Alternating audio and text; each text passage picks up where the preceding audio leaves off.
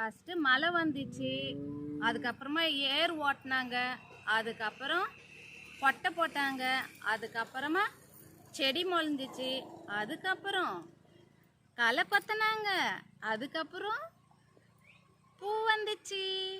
Yellow கலரில் நல்லா குட்டி குட்டி பூ இருக்குது. அதுக்கப்புறம் அவ்வளோதான், கலக்காப்புடுங்கிற ஸ்டேஜி வந்தாச்சு.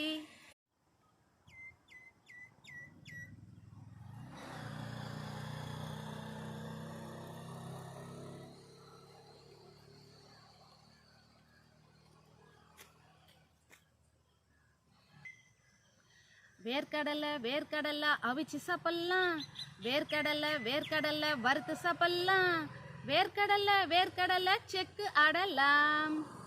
லைக் பண்ணுங்க, ஷேர் பண்ணுங்க, சப்ஸ்கிரைப் பண்ணுங்க. பாய்.